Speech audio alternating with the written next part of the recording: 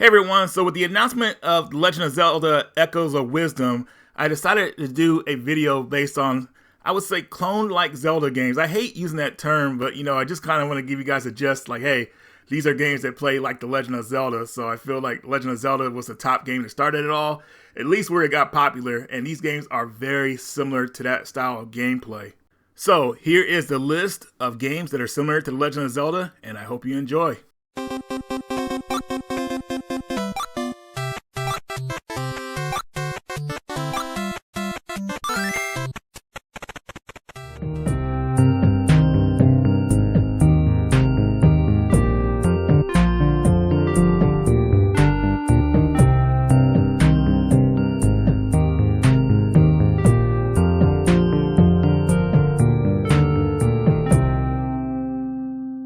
Now here is Sparklight. Now I feel like this is the best game to kind of start this list off. Now Sparklight came out back in 2019, and I remember picking this game up. Nobody knew what it was. I talked about it briefly in a pickups video, but the game didn't really catch on with a lot of folks, at least a lot of people that I've seen. Now the game starts off with you crash landing on this island, and the first thing I love about this game is that you're able to move really fast. You have a dash, you have your attack, and you also get a projectile attack right in the beginning of the game. You won't be able to keep it right away, but it shows you the mechanics of the game immediately, so you know what you have to look forward to. Now right after you learn the moves, you're thrown right into a boss battle, and I thought I had all the tools I needed to beat the boss. I felt like I could have took him, but unfortunately for me, it took too much damage from me and I lost the battle.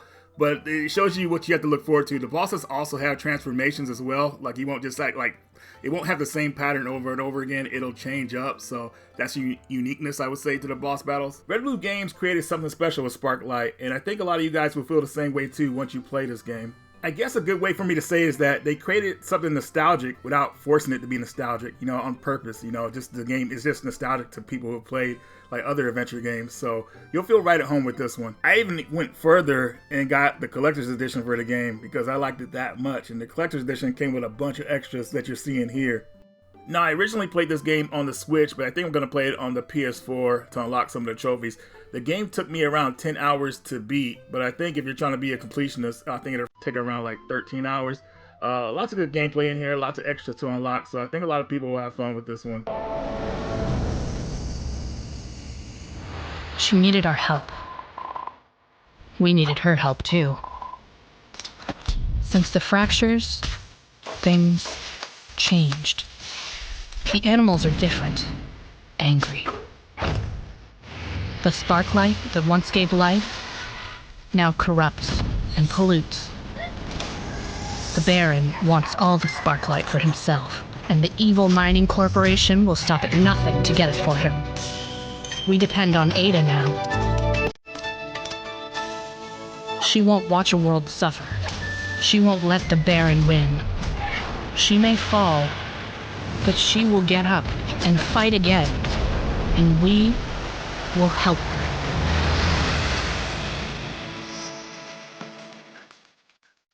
Here's It'll Do Part 1 and 2. So out of all the games on the list, I feel like this one comes the closest to Zelda when it comes to the meat and potatoes of the adventure. So you play as a character named Do. She gets stuck on an island, and pretty much you're trying to find a way off the island by building a new raft because your raft gets destroyed and you're stuck here. So you're going around the island, solving its puzzles, finding out the mysteries, getting new abilities, things like that. It's actually really a lot of fun. Now, I actually played the second game first, and I beat that one, but I haven't beat the first one yet. The reason for that is because the second one got a physical before the first one did, and then I found out that First Press Games there's so many limited run companies around, it's like hard to keep up. Anyways, another company happened to do a physical of the first one, and I actually picked that one up a little bit later, so that's the footage you're seeing here of the first game. This is the type of game, at least for me when I first played it, was, I thought I was going to play for a few minutes and then put it down, but that didn't happen. As I started solving more puzzles and getting through the game, I just kept playing even more and more. So actually, probably after this video, I'm going to pop this game in. But definitely, if you guys like the footage you're seeing here, I would say pick these games up. You can't find the physical, of course, they're available as digital. I believe the first game was available first on the Wii U, so that was quite a few years ago. Now, if you ask me which game is better, that's a tough one, but I would just I'll just go ahead and say the second one is the better one. I mean, the footage you're seeing here, it's definitely more fast-paced. It's more wider. You can see more It's more open world. No, not open world, but more open screen. I would say you can see more stuff on the screen. It's not like so zoomed in like the first game is. But either way, you play this series, you'll definitely want both games. So I would love to know what you guys think about these games in the comment section.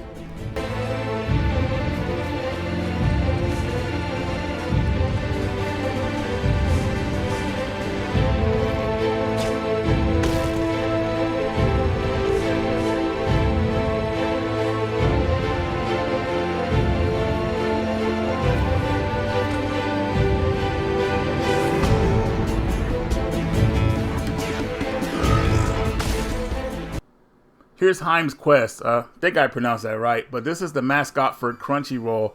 And what I was told, this is a brand new Game Boy game that was released a few months back. It plays like a Zelda game, so that was right up my alley. If you play Link's Awakening, I think that's what people will most be familiar with when it comes to comparing these games.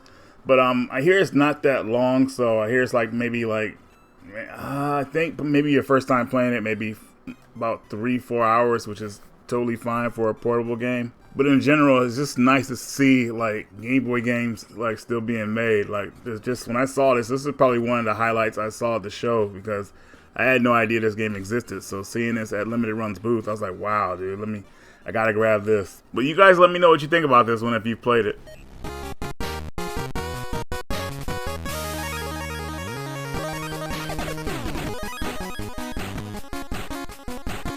Here's Crystallis for the Game Boy Color.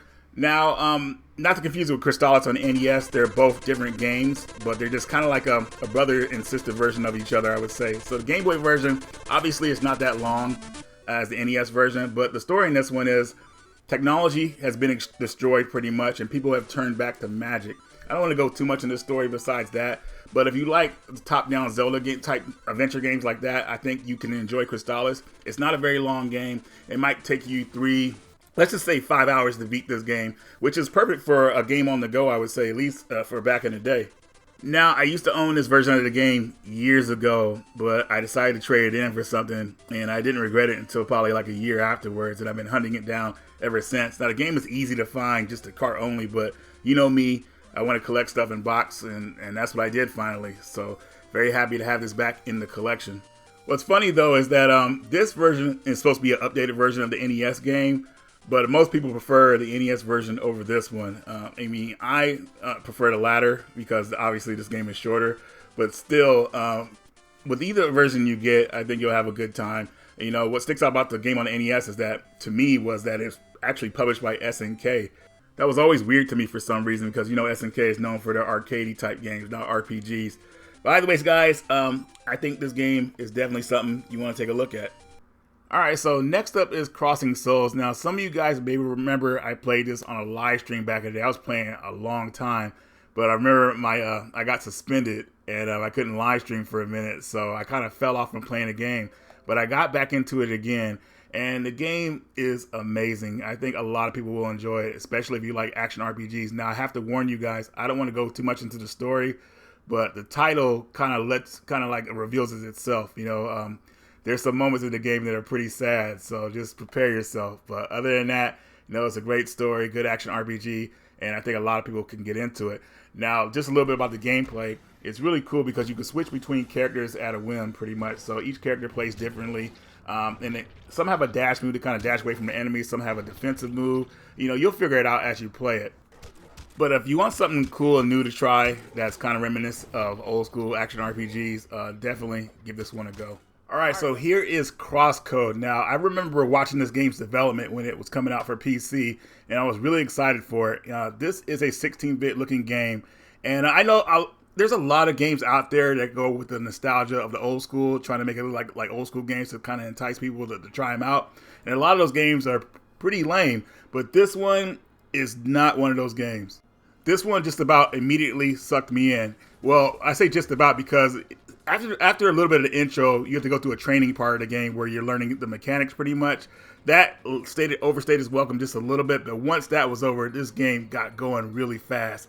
Now, I'm not going to go over the story, of course, but the game's gameplay, like the mechanics of how your character attacks people, insanely good. You have your action slashes, you have your aiming attacks, which will help you with puzzles too, and you have your super attacks as well, and a couple other things that I'll leave to a surprise for you guys. But definitely, guys, a must-have game in your collection. If you like action RPGs and you like a great story, look no further than Crosscode.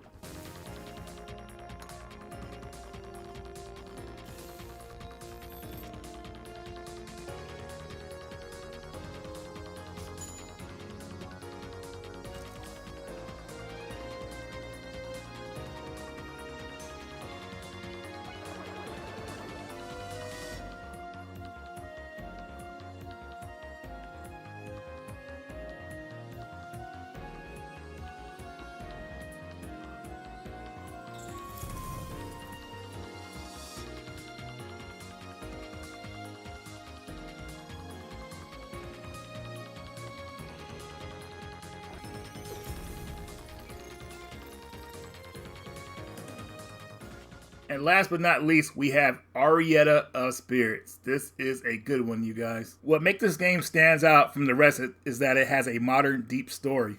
You play as a girl named Arietta who goes on a family trip, and basically some issues happen where she's trying to come to grips with certain situations. So I could go over the first thing, so it's not really too much of a spoiler, but the first story is that her grandmother passed away, and usually they would go to the on vacation with their grandmother. So this is the first time she's dealing with that situation.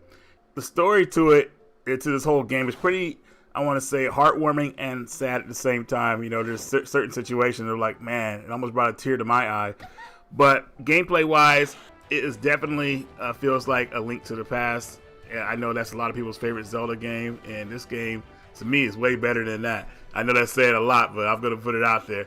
So if you want an action adventure game with a good story, definitely check out Arietta of Spirits. I haven't talked enough about this game, and I'll probably talk about it in the future. Maybe I'll do a review on it.